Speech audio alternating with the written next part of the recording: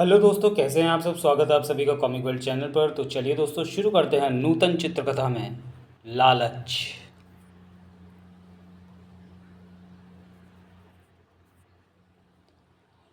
एक शाम कैप्टन शेखर के बंगले पर उनका एक पुराना मित्र मेजर रावत आया। दोनों अपने समय के शौकीन और प्रसिद्ध शिकारी थे।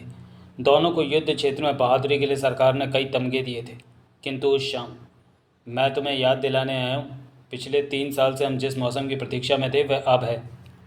तुम्हारा मतलब उस जहाज़ से है जो हिमालय की तराई में लापता हो गया था। हाँ कैप्टन, वही तो। सरकार पूरी तरह निराश हो चुकी है और उन्होंने उसकी खोज का अभियान बंद कर दिया है। लेकिन इसकी क्या गारंटी है जिसे सरकारी मशीनरी ना खोज सकी वह हमें मिल जाएगी। गारंटी तो इस बात की भी नहीं है कि वह दुर्घटनाग्रस्त हो गया था।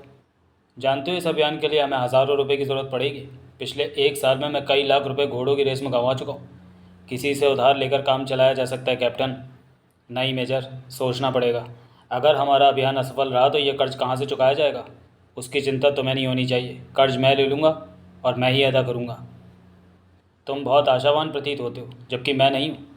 मेरी आशाएं निरर्थक नहीं है कैप्टन शेखर। तुम्हारे विश्वास का आधार क्या है।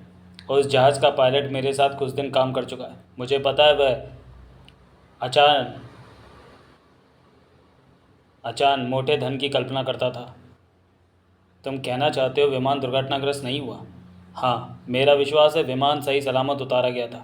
फिर उसे नष्ट किया गया और उसमें रखे 10 करोड़ के सोने के साथ रमेश गायब है। ये केवल शक है या पक्का यकीन।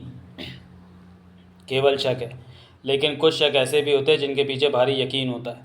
और यही बात तुमने सरकार को अब तक क्यों नहीं बताई।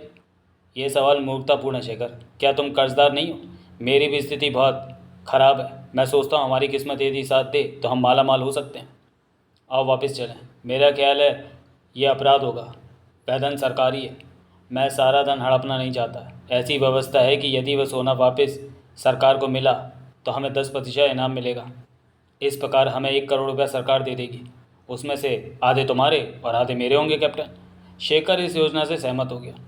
फिर जब रावत ने विदा ली, मुझे खुशी है दोस्त, तुम मेरे विचारों से सहमत हो। हाँ, बस अभियान की तैयारी में जो खर्च होगा उस धन की व्यवस्था तुम कर लो, मैं साथ दूंगा। यह ठीक है कि धन की ज़रूरत मुझे बेहद है, किंतु मैं ऐसा कोई काम हरगिज़ नहीं करूंगा जो गैरकानूनी हो। लेकिन मेजर रावत शायद मेरे ढंग से सहमत ना हो। मुझे सावधान रहना होगा।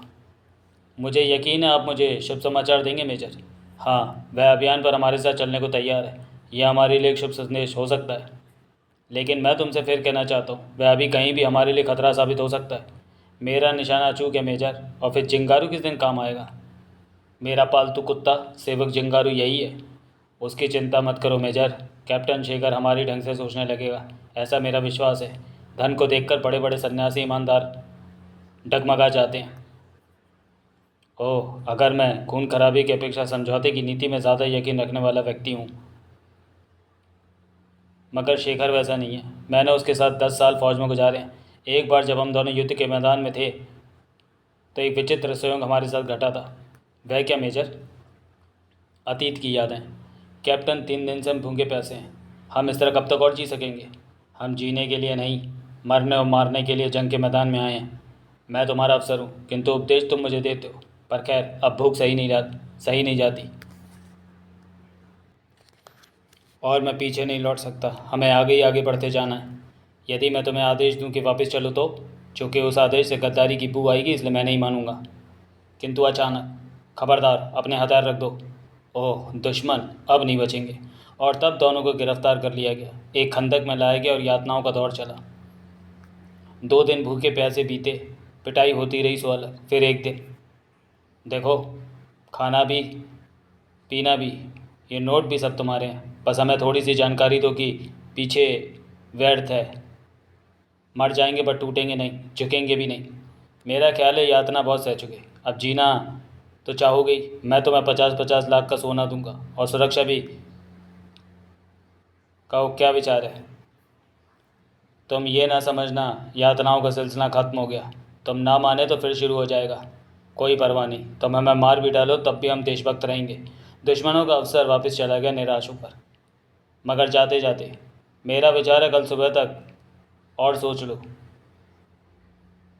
बस कल सुबह मुझे अंतिम निर्णय मिल जाए। कुत्ते हो तुम। दुश्मन के जाने के बाद मेजर रावत भाव विभोर होकर कहने लगा, तुम कैसे इंसान हो शेखर? जीना नहीं चाहते? वह लोग हमें जिंदा नहीं छोड़ेंगे, मार डालेंगे। देश के लिए मरना गौरव की बात होती है मेजर साहब। जब हम ही नहीं रहेंगे तो देश में जब हम ही नहीं रहे तो देश से हमें क्या लेना देना? सौदा बुरा नहीं, लंदन या अमेरिका जहाँ रहने लगेंगे, और जीवन भर हमारी आत्मा हमें धिक्कारेगी, देश हमें धिक्कारेगा, आने वाली संतान हम पर थूकेगी। जब ये सब होगा उस वक्त क्या हम देख पाएंगे कैप्टन? मुझे ईश्वर में यकीन है, वो तो सब देखेगा। आज की रात हम यहाँ से फरार होने का प्रयत्न करेंगे, बच गए तो फिर लड़ेंगे, मर गए तो स्वर्ग पाएंगे। बकवास, जो स्वर्ग देखा ही नहीं उसकी कल्पना करना कितनी बड़ी मूर्खता है। काश तुमने गीता पर यकीन किया होता। मनुष्य कर्म करे फल की इच्छा ना करे, यही धर्म है, यही सिद्धांत है। उसी रात जागो जागो मेजर, मैं किसी तरह अपने हाथ खोलने में सफल रहा हूँ। वो मैं ये सब कैसे हो गया कैप्टन? यह समय व्यर्थ की बातों का नहीं, हमें एक पल भी गंवार नहीं चाहिए। आओ जल्दी से भाग चलें। अगर ये संतरी सजग हो गया तो फिर बच निकलना कठिन है। इस पर अचानक पीछे से हमला बोलकर दबोचना होगा। बस हमें तुरंत नदी की तरफ भाग जाना होगा मेजर। बस एक बार नदी पार की कि हम सुरक्षित होंगे। बर्फीली नदी, अरे बाप रे, वहाँ ज़रूर प्राण निकल जाने। मैं स्वीकार करता हूँ, तुम महान चरित्रवान ही नहीं बहादुर भी हो कैप्टन। देश को तुम पर नाज होगा। और इस प्रकार वह बच निकलते हैं। वर्तमान में तो तुम्हारा जिंगारू से ताकत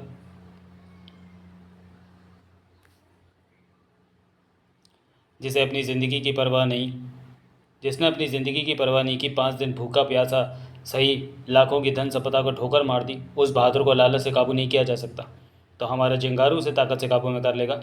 मैं तुम्हें एक नई सलाह देता हूँ कि तुम अभी भी अपना इरादा बदल दो, कैप्टन शेखर को अभियान से निकाल दो। तुमने नक्शे का तो अध्ययन कर ही लिया होगा। नहीं मेजर, लक्ष्य तक पहुँचने के लिए तुम्हारी और शेखर की ज़रूरत है। तुमने नक्शे का तो अध्ययन कर ही लिया होगा। हाँ, बस अब लिस्ट बनानी है कि हमें किस किस सामान की ज़रूरत होगी। तुम उसकी चिंता ना करो, प्रकाश ने सारी व्यवस्था कर ली है, वह बहुत होशियार है। फिर भी सारा सामान मैं स्वयं देखूंगा। उसके ठीक 2 घंटे बाद रावत चला गया। इतना खतरनाक शेखर नहीं जितना रावत है। ये स्वार्थी डरपोक और तुरंत बिक जाने वाले लोगों में से है। इसकी व्यवस्था पहले करनी होगी। हेलो, कौन? प्रकाश? हाँ कहो सोनिया, क्या हाल है? सारी योजना सफल होनी चाहिए। मैं कुछ भी बन जाऊंगा। तारीख और समय की मुझे फ़ोन पर सूचना देना। यहाँ सब ठीक है। मेजर रावत अभी यहाँ से गया है। वह कह गया है कि कैप्टन शेखर तैयार है, तो मैं मजदूर बनकर चलना होगा। अपने ऑफिस की मेज़ पर बैठा प्रकाश सोच रहा था। लोग कहते हैं अकल बड़ी है भैंस, मैं कहता हूँ अकल बड़ी है। सोनिया को मैंने फांसा, सोनिया ने रावत को फांसा, रावत ने शेखर को फांसा, जबकि सारा लाभ केवल मुझे मिलना होगा। अब चक्कर यूँ चले कि शेखर की मौत रावत के हाथों हो और रावत को सोनिया के हाथ से, फिर सोनिया का जंगारू कत्ल कर दे और फिर बस सारी की सारी दौलत मेरी जेब में आ जाए। शेखर और रावत ही ऐसे फौजी रिटायर्ड अफसर हैं जिनकी सहायता के बिना ये अभियान पूरा नहीं हो सकता। उन्हें खतरों से खेलने का अभ्यास है और अब वह समय आ गया है जब मैं अपने पिता का बदला शेखर से ले सकता हूँ। कैसे भूल सकता हूँ वह दिन जब मेरे पिता को फांसी होनी थी और वह अतीत की यादों में खो गया। कल मुझे फांसी होनी है। मेरा शव ले मेरा शव लेने आ जाना और उसका विधि विधान से दाह संस्कार कर देना। पिताजी, आप मुझे तो अनाथ किए जा रहे हैं। काश मैं कुछ कर सकता। ये मैं कभी नहीं भूलूंगा पिताजी, कभी नहीं। यदि तुम कुछ करना ही चाहते हो तो मेरी मौत का बदला लेना। कैप्टन शेखर को जिंदा ना छोड़ना। मेजर रावत को वहीं मारना जब पानी न मिल सके। ये माना कि मैं देशद्रोही बन गया था और अपने फ़र्ज़ को भूलकर दुश्मनों के लिए जासूसी कर रहा था, किंतु मैंने तो उन दोनों को मोटी रकम ऑफ़र की थी। फिर उन्होंने मेरे खिलाफ गवाही क्यों दी? उन्हें इस ईमानदारी का इनाम मैं दूंगा।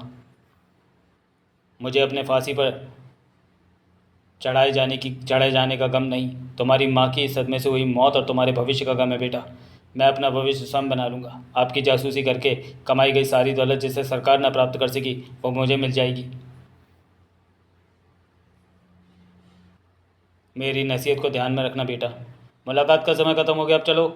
उस दिन प्रकाश ने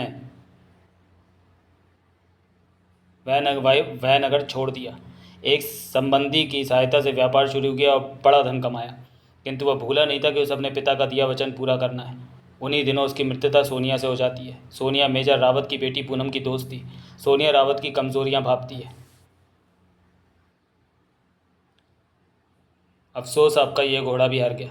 तुम मेरी बेटी से ना कहना कि कर्ज जो मैंने तुमसे लिया है वह रेस के लिए लिया था। प्लीज़ सोनिया। पूनम मेरी मित्र सही, आप भी तो दुश्मन नहीं। मेरे पास बहुत सा फालतू धन है, आप और दाव लगाएं, शायद इस बार मेरी विजय हो जाएगी। और सोनिया के कर्ज से दबा जा रहा था मेजर। 2 लाख कर्ज ले चुका हूँ, कहाँ से दूंगा? वह अपना पैसा कभी भी मांग सकती है, मैं क्या जवाब दूंगा उसे? और अगर पूनम को पता चल गया? अगले दिन, हेलो मेजर साहब, गुड मॉर्निंग। ओ सोनिया, आओ आओ। अचानक मुझे कुछ धन की ज़रूरत आन पड़ी है। ओ धन? पर मैं तो कंगाल हूँ। कर्ज चुकाने की कोई तो सूरत निकालनी होगी। वैसे एक सुझाव है जिस पर आप शेखर से बात कर चुके हैं, मैं और मेरा मित्र भी इस पर गौर कर रहे हैं। तब सोनिया उस अभियान की सारी योजना बताती है। मेजर उछल पड़ता है। हाँ, 3 साल पहले एक विमान 10 करोड़ का सोना लेकर उड़ा था, जिसका पायलट मेरा मित्र रमेश था। सरकार का मत है कि जहाज़ दुर्घटनाग्रस्त हो गया और बर्फ़ में उसका मलबा दबा मिला, मगर इन 3 सालों में सरकार उसे खोज ना सकी। मेरा विश्वास है कि जहाज़ दुर्घटनाग्रस्त नहीं हुआ था, उसे सही सलामत उतारा गया था और नष्ट कर दिया गया। और वह सोना, आपको यकीन है वह सोना रमेश के अधिकार में होगा?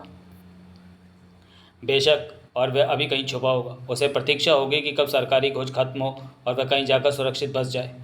ज़रा इन सारे चिन्हों को ध्यान से देखो मेजर। ओह, ये तो पायलट रमेश का चिन्ह है। कहाँ से मिला तुम्हें ये? आपने ठीक पहचाना, हिमालय की तराई में। ये देखिए, चीन के बॉर्डर पर एक जगह है जहाँ लामाओं के मंदिर और स्तूप है, और विशाल बस्ती भी। मैंने इस बस्ती के विषय में सुना है। यहाँ तो ना तो भारतीय प्रवेश पा सकते हैं, न चीनी। यह स्वतंत्र क्षेत्र घोषित है। ये सारे चिन्ह कुछ माह पूर्व के हैं, जिन्हें जिंगारू लाया। इसका मतलब रमेश जिंदा है, यानी मेरा शक 100% सही निकला है इस मामले में। अब सवाल 2 उठते हैं मेजर। एक तो ये कि हम रमेश से जाकर मिलें और सौदा करें, कुछ ले देकर लौटें। ये कम खतरे का सौदा नहीं है। क्या बच्चों जैसी बात करती हो? क्यों सुनेगा रमेश हमारी, और क्या देगा हमें? एक दाम भी?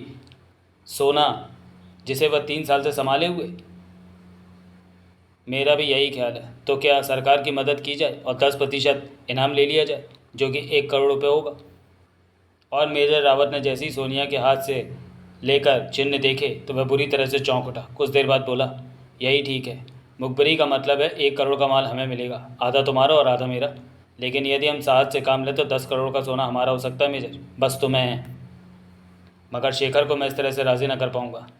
यह तुम जानो कैसे उसे राज़ी करोगे। मेरी तुम्हारी बात कोई नहीं जान पाएगा। माल का बंटवारा हमारे बीच होगा। क्या प्रकाश कोई हिस्सा नहीं चाहेगा? प्रकाश और जिंगारू को जो देना होगा मैं दूंगी। आप और शेखर जाने कैसे निपटेंगे? आपके मामले में मेरा कोई दखल नहीं होगा। लालची रावत फौरन मान गया। मूर्ख सोनिया ये नहीं जानती कि जिस प्रकाश के इशारे पर वह नाच रही है वह उसकी जान का प्यासा है। सोनिया के पिता ही मेरे पिता के अफसर थे, जिन्होंने निडर होकर अदालत में गवाही दी थी। कितना पत्थर दिल था सोनिया का बाप। मेरी माँ ने उसके पाँव पकड़ लिए थे, रो पड़ी थी, अपना सुहाग मांगा था भीख में, मगर और उसे याद आया वह दिन, अतीत का वह दिन। आपकी इकलौती बेटी सोनिया के सदके मेरे बेटे के सर से पिता का साया न उठाइए, मेरा सुहाग बचा लीजिए। देखिए, मैं इस मामले में कुछ नहीं कर सकता। उसे फांसी से नहीं बचाया जा सकता। अगर आप गवाही ना दें और फाइलों के सबूत पेश ना करें तो उन्हें संदेह लाभ मिल जाएगा। मुझ पर रहम कीजिए, मैं देश के गद्दार पर रहम नहीं कर सकता। कानून का डर ना होता तो मैं स्वयं उसे गोली मार देता। यदि आपने उनके खिलाफ गवाही दी तो मैं आत्महत्या कर लूँगी। मैं गवाही तो अवश्य दूंगा। उसे फांसी से नहीं बचाया जा सकता। हज़ारों निर्दोषों की जान ली है, केवल धन के लोभ में।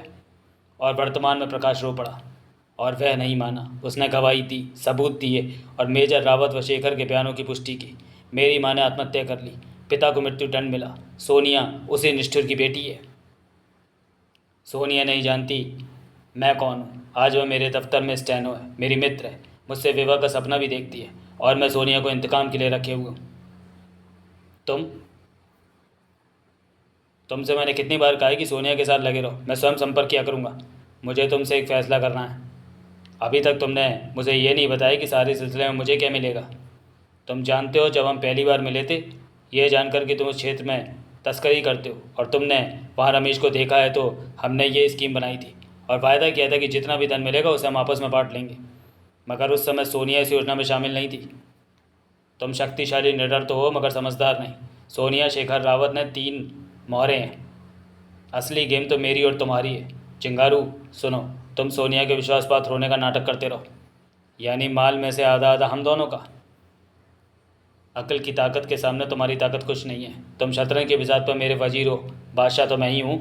सब कुछ खत्म होने पर तुम्हें ख़त्म करना मेरे लिए ज़रा भी कठिन नहीं होगा। हिस्सा तो मेरे और रमेश के बीच भी ना। 3 साल पहले पायलट रमेश की मुलाकात प्रकाश के एक जुआ घर में हुई। लगता है तुम अपना सारा वेतन हार गए हो। सिर्फ वेतन ही नहीं, बीवी के जेवर भी। लाखों का कर्जदार पहले से हूँ। अब आत्महत्या ही एक रास्ता है। आत्महत्या बुज़दिलों का काम है। समझदार समस्या का हल खोजकर उसे सुलझाते हैं। मेरी समस्या का हल है आत्महत्या, और या फिर कहीं टाका मारूं, कोई मोटी रकम पैदा करूं। मैंने सुना है तुम कीमती सामान लाने और ले जाने का काम करते हो, सरकार का। हाँ, अक्सर इस काम से विदेश जाना पड़ता है। मेरे लिए काम करोगे? मुनाफे में आधा मेरा आधा तुम्हारा। अफीम, चरस, स्नैक चीन बॉर्डर से लाओ, तुम यहाँ बेचूंगा मैं। ओह, सोचूंगा इस पर मिस्टर प्रकाश। बस उस दिन बात केवल इतनी ही चली, मगर अगले दिन रमेश उसके घर गया। उसने प्रकाश को बताया कि वह 10 करोड़ का सोना लेने जा रहा है। प्रकाश ने उसे समझाया कि जहाज़ के साथ लापता हो जाए, जिंगारू मदद करेगा। योजना तो काफ़ी हद तक ठीक है, मगर मिस्टर प्रकाश, मेरे साथ कहीं धोखा तो नहीं हो जाएगा? मैं आप पर भरोसा कर रहा हूँ। और प्रकाश ने रमेश को खूब लच्छेदार बात सुनाकर यकीन दिलाई दिया। जब एक बार दोस्त कह दिया तो जीवन भर दोस्ती निभाने का वायदा करता हूँ, धोखा नहीं दूंगा। तो ठीक है, तुम जंगारू को खबर कर दो, मैं 1 हफ्ते बाद उड़ान भर जाऊंगा। सोना कहाँ छिपा है ये जानकारी केवल मुझ तक ही रहनी है। और योजना बनाई भी खूब गई थी। जहाज उड़ा, फिर दुर्घटनाग्रस्त होने का ऐलान हो गया, मगर वह सुरक्षित उतरा। रमेश को जंगारू अपनी बस्ती में ले गया। सोना पहले ही छुपा दिया था। मगर सोना तो कहीं नज़र नहीं आ रहा मिस्टर रमेश। वह सुरक्षित है, तुम चिंता ना करो। जब तक मैं सुरक्षित हूँ तब तक सोना भी सुरक्षित है। चलो अपनी बस्ती में ले चलो मुझे। किंतु जब जिंगारू आकर मिला, प्रकाश चाहता था कि शेखर की हत्या रावत की हत्या सोनिया, सोनिया की हत्या रमेश से करवा दे। रमेश की हत्या जिंगारू करे और जिंगारू की हत्या स्वयं करे। मेरे पिताजी ठीक कहा करते थे, अक्ल बड़ी या भैंस, और वह कहते थे अक्ल बड़ी। यह अक्ल बड़ी चमत्कारी है। तुम वास्तव में काम के आदमी हो, बावर्ची भी हो, कुली भी, ड्राइवर भी। क्या नाम बताया? जी प्रकाश, मेरा नाम है जनाब। 1 सप्ताह बाद वह लोग जीप में रवाना हो गए। जीप प्रकाश चला रहा था, साथ में सोनिया बैठी थी। 10 साल पहले मैंने एक केस में गवाही दी थी। तुम्हें देखकर उसका बेटा याद आ गया। सर, मेरा बाप तो फौज में लड़ते लड़ते मरा है। मेरे जन्म से पहले की बात है, माँ कहती थी। 3 दिन के बाद यह जानकर खुशी हुई कि तुम स्वर्गीय हरीश जी के बेटे हो। हमने एक साथ एक केस में गवाही दी थी। मुझे कुछ याद तो है, वह देशद्रोही था ना? मैं तब बहुत छोटी थी, 16 साल पहले की बात है ना। मुझे उस दिन पापा पर गर्व हुआ था। तेरा सारा गर्व तो मैं निकाल लूँगा। सोनिया, एक बात तो माननी होगी, तुमने बावर्ची अच्छा चुना है। खाना खूब मज़ेदार बनाता है। जनाब 5 स्टार होटल में कुक रह चुका है, तो इस तरह मारा मारा क्यों फिर रहा है? नसीब उसका। आदमी स्वाभिमानी है, किसी की 2 बातें सहन नहीं कर सकता, जहाँ जाता है। लेकिन तुमसे तो उसकी अच्छी नहीं बनी है। मैं उसके स्वभाव के अनुसार ही उससे व्यवहार किया करती हूँ, परंतु मेजर रावत चाहता था कि वार्ता का विषय बदले। सोनिया, मैंने सुना है कि तुम्हें शिकार का भी शौक़ है। हाँ, शौक़ तो है, जब भी कभी अवसर मिलता है चूकती नहीं। हमारे साथ भी कभी कोई प्रोग्राम बनाओ ना। किंतु वह विषय प्रकाश को नहीं पाया। सोनिया को भी विषय कुछ परेशान करने वाला ही लगा। मुमकिन है यहीं सफ़ेद भालू के शिकार का मौका मिल जाए। सोनिया, आजकल तुम क्या करती हो? कहीं सर्विस या कोई व्यापार? शादी की? शादी अभी नहीं की, और प्रोफेशन के तौर पर मैं फ़िलहाल नौकरी करती हूँ। मेरा ख्याल है कैप्टन, इस सुहाने मौसम का आप सदुपयोग नहीं कर रहे। प्रकाश ठीक कहता है। कहाँ? क्या अपने पिता के स्थान पर? और सब अपने टेंटों में चले गए। आधी रात बीत जाने पर भी वो सो नहीं सके। मुझे ये सारा अभियान विचित्र क्यों लग रहा है? कहीं किसी ने षड्यंत्र में फंसने तो नहीं जा रही? वह जिंगारू कितना अनोखा है। करवटें बदलते रहे, फिर वह चौंक कर उठ बैठा। बाहर किसी के चलने का स्वर ऐसा है कि जैसे किसी के पाँव बार बार किसी सूखे पत्ते पर पड़ते हैं और आवाज़ होती है, इतनी रात गए, क्या कोई बाहर घूम रहा है? वह आहिस्ता से अपना बिस्तर छोड़ देते हैं और बाहर झाँकते हैं। 2 साएँ नज़र आते हैं। वह दोनों कौन है? लगता है प्रकाश और सोनिया है। वह क्यों नहीं सोए अभी तक, और जाग कर क्या कर रहे हैं? आगे कुछ बातें हो रही हैं, सॉरी उनमें कुछ बातें हो रही हैं, इतनी दूरी से सुन नहीं सकता। यदि उनके पास गया तो आहट ज़रूर होगी। शुभ रात्रि सोनिया। शुभ रात्रि प्रकाश। सावधान होकर सोना आज की रात। तो क्या मेरा शक सही था? प्रकाश और सोनिया के मध्य समान संबंध नहीं है। ऐसा कभी नहीं लगा कि सोनिया का नौकर है। प्रकाश दाल में काला है। मैं सारी रात सो नहीं पाया। रात जो देखा सुना उससे मेरा शक यकीन में बदल गया। बताओ सोनिया।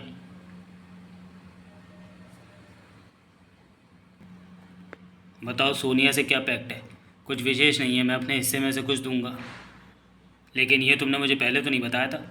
क्या करता? सामान खरीदने के लिए धन की ज़रूरत थी, किसी से तो समझौता करना ही था। क्या वह ये जानती है कि जिस अभियान पर हम जा रहे हैं वहाँ कितना सोना मिलेगा? हाँ, मैंने उसे विश्वास में लिया था, मगर मैंने उसे पहले ही बता दिया था कि वह सरकार का है। रावत, तुम ज़रूर कोई चाल चल रहे हो। हमने तय किया था कि केवल हम दोनों होंगे और किराए के मज़दूर। हम जब चले थे यही बात तुमने कही थी और मेरे जवाब से तुम संतुष्ट थे उस समय।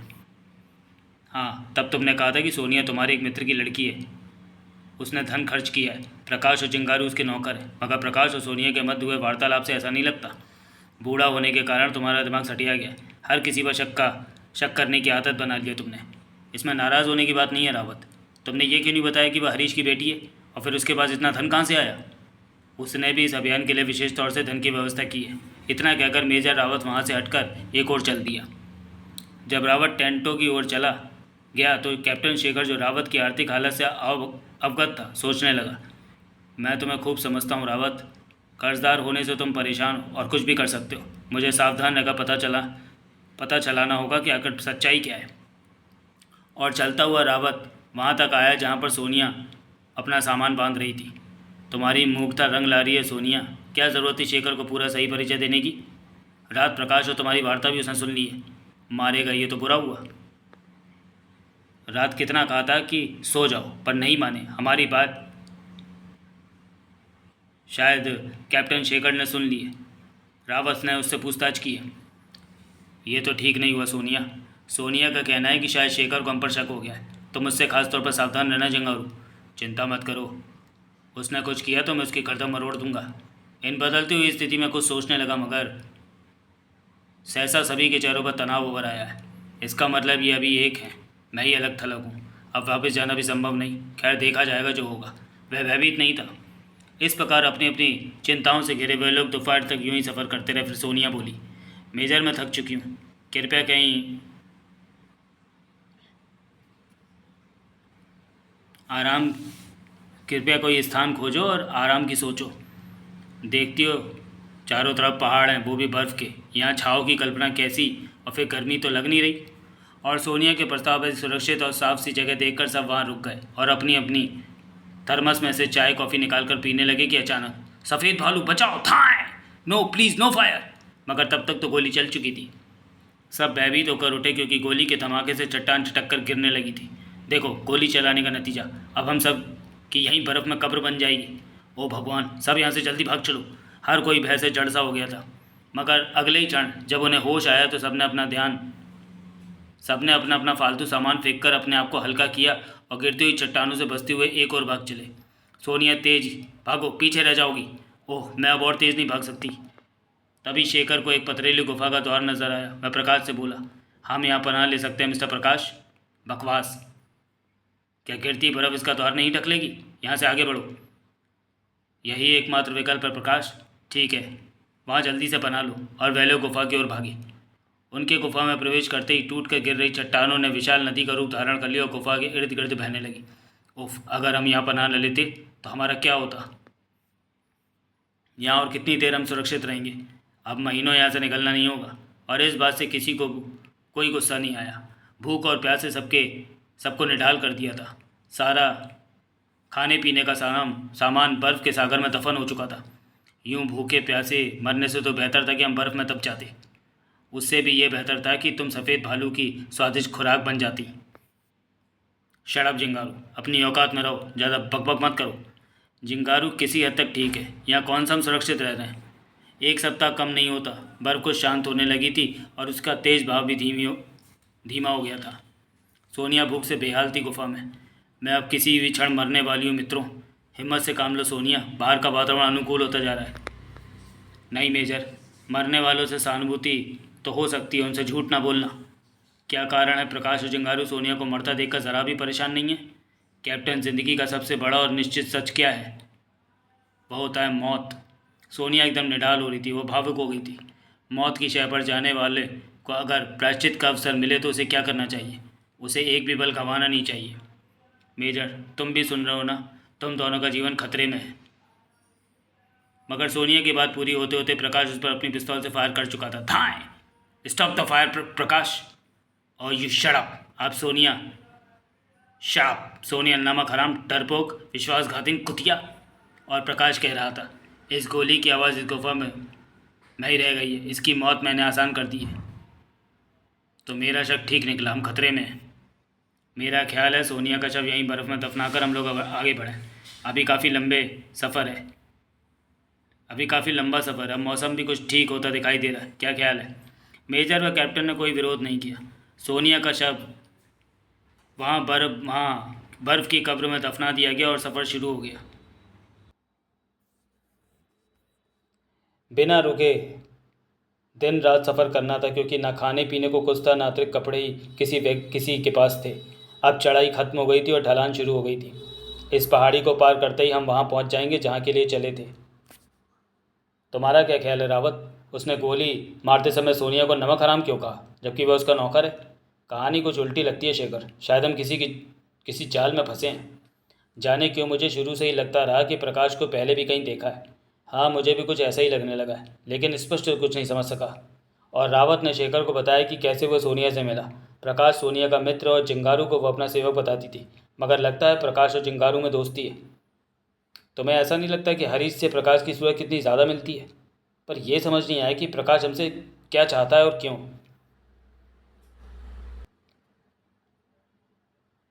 सब अपने रास्ते पर चलते जा रहे थे। कैप्टन शेखर और मेजर बातचीत करते उनसे थोड़ा अलग चल रहे थे। ओह हाँ, याद आया, 10 साल पहले जब यह छोटा था तो इसे मैंने अदालत में देखा था। मैं कहता था ना, सूरत कुछ देखी भाली से लगती है। अब समझ में आया इसने क्यों सोनिया को गोली मारी और हमें क्यों।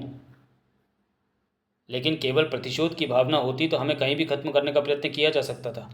इतने लंबे नाटक की क्या ज़रूरत थी भला? मुझे लगता है इस अभियान के 2 उद्देश्य हैं, एक प्रतिशोध, दूसरा सोना प्राप्त करना। जिस तरह ये चल रहा है उससे लग रहा है इन राहों से अपरिचित नहीं है, क्यों मेजर? हाँ, ये इस इलाके का रहने वाला है। यहाँ पास ही इनकी एक बस्ती है जहाँ रमेश छिपा है। 24 घंटे के लंबे थका देने वाले सफ़र के बाद एक चट्टान पर रुककर जिंगारू कहता है, वह रही हम सबकी मंजिल। लेकिन दोस्तों, हम में से कोई बस्ती में नहीं जाएगा। क्यों नहीं जाएगा? जो बात आपको मालूम नहीं वह अब मैं बताऊंगा। चलो जिंगारू, वहाँ ले चलो जहाँ जहाज नष्ट हुआ था। मेरे साथ आओ, हमें उस सामने वाले रास्ते से चलना होगा। और 2 घंटे के सफ़र के बाद वहाँ उस स्थान पर जहाज़ का मलबा पड़ा है। मेरे पहुँचने से पहले वह सोना छिपा चुका था। दोस्तों, जिंगारू किसी भी तरह रमेश को लेकर आएगा। रमेश यानी वह पायलट जो विमान में सोना लेकर उड़ा था? हाँ वही, वह मेरा दोस्त था और हमने मिलकर ये योजना बनाई थी कि जहाज़ गायब कर दिया जाए। ओह, तुम अपराधी हो। धैर्यपूर्वक पहले मेरी बात सुनो। उतना सोना किसे अपराधी नहीं बना देता। बहरहाल, अब हमें क्या करना है ये हम सारे मिलकर सुलह कर लेते हैं। यदि ये सब कुछ सच है जो अभी तुमने कहा, तो फिर तुम हमें क्यों लाए? जिंगारू और रमेश मेरे लिए खतरा पैदा ना कर सके तो आप हमारी मदद कर सकें। मैं चाहता हूँ हम रमेश को मार डालें, और यदि मैं कहूँ कि वह सोना तो सरकारी अमानत है तो मैं आपकी भावनाओं का आदर करूँगा। सोना सरकार को दे दिया जाएगा और जो इनाम मिलेगा उसे हम तीनों बांट लेंगे। लेकिन हम रमेश की हत्या नहीं करेंगे, उसे हिरासत में ले लेंगे। उसे आप लोगों के आने की जानकारी नहीं है। आप मलबे के पीछे छिपकर सब देखते रहो और रमेश को हिरासत में ले लें। हाँ, मगर ध्यान रखना, रमेश को ठीक ठीक हालत में गिरफ्तार करना है। प्रकाश की नीयत तो खोटी थी, मगर हालात को देखते हुए उस वक्त उसने विरोध नहीं किया। करीब 10 बजे जिंगारू और रमेश उसे दूर से आते दिखाई दिए। रमेश और प्रकाश बड़ी गर्मजोशी से मिले। आखिर 3 साल के लंबे इंतज़ार के बाद वह दिन आ ही गया जब हम अमीर होने का गर्व कर सकते हैं। अभी नहीं दोस्त, जब तक मेरी आंखों के आगे सारा सोना नहीं आ जाता तब तक नहीं। तुम्हारी चतुराई का मैं कायल हूँ। सोना मैंने काफ़ी सुरक्षित जगह पर रखा हुआ है। सुरक्षा अच्छी पॉलिसी होती है प्रकाश। इस पत्थर को हटाने से एक गहरा गड्ढा है जिसमें सोने की पेटियाँ रखी हुई हैं। चिंगारू, तुम अपना काम करो। जिंगारू ने पत्थर हटाया और पेटियाँ निकाल कर खोली गईं तो सबकी आंखें चमक उठी। वाह, 10 करोड़ का मूल्यवान सोना! वाह, वह आधा तुम्हारा और आधा मेरा। किंतु तभी प्रकाश जिंगारू का संकेत करता है और जिंगारू जो पहले से तैयार था, आपस में ही सारा बांट लेंगे तो मेरा क्या होगा। आ मरा। अब यहाँ रहो जिंदगी की आखिरी सांस तक। अवश्य मित्र, सोने के लिए धोखा है, यह धोखा है। और फिर वह भारी पत्थर गड्ढे पर फिर से रख दिया गया। इस पत्थर को वह अंदर रहकर नहीं हटा सकता। सोने का बंटवारा कर लें, क्यों नहीं, मगर उन दोनों फौजियों की हत्या के बाद इधर शेखर और रावत, यहाँ से फ़ौरन हट जाना ठीक होगा। निसंदेह अब हमारी बारी है। रावत, मुझे शुरू से शक था। मैं मिनी माइक्रोफोन अपने साथ इसलिए ले आया था। तुम सदा ही बहुत होशियार रहे हो शेखर, यानी चुपचाप सारी व्यवस्था करके चले थे। ये तुमने ठीक किया। हम लोग भारतीय सीमा में, वह बस्ती चीन सीमा में समीप की चौकी पर हमारे संदेश की प्रतीक्षा होगी। और वह दोनों एक चट्टान की ओट में रुक गए। कैप्टन शेखर ने अपना माइक्रोफोन निकाल लिया। हेलो टाइगर 6-1, हेलो 6-1 है, नोट करो और तुरंत मदद के लिए आओ। काम हो गया, ओवर एंड ऑल। पुरस्कार की राशि भी आधा करोड़ी की होगी। उधर तो सारा इंतज़ाम हो चुका था, मगर इधर वह दो दीवाने दौलत के जिंगारू और प्रकाश, एक का निशाना तुम बनाना और दूसरे को मैं बना दूंगा। उसे ललकारने की अपेक्षा जाते ही गोली मारते हैं, समझे। वह लोग यहीं थे, कहाँ गए। कहीं उन्हें शक तो नहीं हो गया, मगर भागकर जाएंगे कहाँ, यहीं कहीं होंगे। वह दोनों इसी ओर ही आ रहे हैं। तुम जिंगारू का पाँव घायल करो, मैं प्रकाश को ललकारता हूँ। मेजर, लगता है हमारी सारी ही योजना की खबर होने लग गई है। खबरदार प्रकाश, अपनी अपनी बंदूक फेंक कर हाथ अपने सर पर रख लो, कोई चालाकी ना हो। क्या तुम हमें मित्र नहीं समझते। गोली मत चलाना, जो चाहो वही होगा। हथियार नीचे रखो, सर पर हाथ रखकर आगे बढ़ते आओ। बहुत ज़्यादा सावधान रहने की ज़रूरत है जिंगारू। मैं तो पहले ही कहता था कि इतना बड़ा रिस्क मत लो। मुझे क्या पता था कि सोनिया के साथ ऐसा करना होगा और उन्हें शक हो जाएगा। अब शक यकीन में बदल गया लगता है। दिमाग से काम लो, मैं अपनी ताकत दिखा दूंगा। और जैसे ही हथियार फेंक कर जिंगारू और प्रकाश आगे बढ़े तो उन्होंने उन्हें घेर लिया। जब तक सैनिक दस्ती नहीं आ जाती तो ऐसे ही रहना होगा। ये क्या मुक्ता है, हमें जेल भेजोगे मिस्टर रावत, ये तो धोखा है। मेरे सवालों का जवाब दो। क्या तुम हरीश के बेटे हो, जिसे हम लोगों की गवाही के कारण फांसी पर चढ़ाया गया था। हाँ, मगर मैं उस घटना को याद नहीं करना चाहता। इससे कोई लाभ भी तो नहीं कैप्टन, मगर हम भूलना नहीं चाहते, क्योंकि सांपनाथ का बेटा नागनाथ ही होता है और कुछ नहीं। 10 करोड़ के सोने से हम सबकी तकदीर पलट जाएगी। मूर्खों, आओ बांट लें। क्या तुम्हारी ये योजना नहीं कि अपने बाप की मौत का बदला तुम हमसे लो। यही सोनिया के साथ भी करने की योजना थी। बेशक, क्या तुम समझते हो यहाँ से बचकर जा सकोगे। मेरी एक गोली तेरी टांग में लगे जिंगारू, दूसरी सीने के पार हो जाएगी। चुपचाप जहाँ हो वहीं खड़े रहो। वक्त को पहचानो रावत, जितना सोना चाहिए लो और खिसको। केवल सोने के लिए हम यहाँ नहीं लाया गया, ये तुम जानते हो प्रकाश। अगर सोनिया की बात करो तो वह बेचारी नहीं थी। उसके पिता ने मेरे पिता की जान ली थी। वह कोई हत्या नहीं थी, उसने अपना फ़र्ज़ पूरा किया था। और सोनिया की जान लेकर मैंने भी अपना फ़र्ज़ पूरा किया। पिता का प्रतिशोध लेना भी तो पुत्र का फ़र्ज़ ही होता है कैप्टन। और यही सच तो हम तुम्हारे मुंह से सुनना चाहते थे। कई बार ज़्यादा चालाकी भी नुकसानमंद साबित होती है। शायद यही तुम्हारे साथ होने वाला है। वो आ गए शिखर, तुम लोग सारा सोना रख लो, केवल हम दोनों को जाने दो प्लीज़। हरगिज़ नहीं, तुम हत्यार हो, फांसी पर टंग जाओगे ज़रूर। थाए थाए ओ ओ। खबरदार प्रकाश, अगर जान प्यारे तो कोई भी हरकत मत करना। ओह कमीने कुत्ते। मेजर, उनसे कहो प्रकाश को अभी गिरफ्तार कर लें और सोना कब्जे में लेकर। तुम इससे ज़रा भी बेखबर ना होना शिखर। और इस तरह से प्रकाश का खेल खत्म हो चुका था। और इस तरह प्रकाश गिरफ्तार हो गया। रमेश को गड्ढे में से निकाला गया और दोनों पर मुकदमा चला। रावत और शेखर को 1 करोड़ का इनाम मिला। उसके कुछ अर्से बाद दोनों मित्र एक दिन फिर मिले। कल सोनिया की हत्या के जुर्म में प्रकाश को सेंट्रल जेल में सुबह फांसी होनी है और हमें सरकार की ओर से इनाम के बाद कल सम्मानित भी किया जाएगा। और जानते हो रावत, रमेश को आजीवन कारावास मिला है। हाँ दोस्त, लालच नामक पेड़ का फल जहरीला भी होता है और कठोर भी। मुझे अपनी दोस्ती पर गर्व है। समाप्त। तो चलिए दोस्तों, वीडियो को यहीं समाप्त करते हैं और मिलते हैं नूतन चित्रकथा की किसी और कॉमिक्स में किसी अगले वीडियो में। तब तक के लिए धन्यवाद।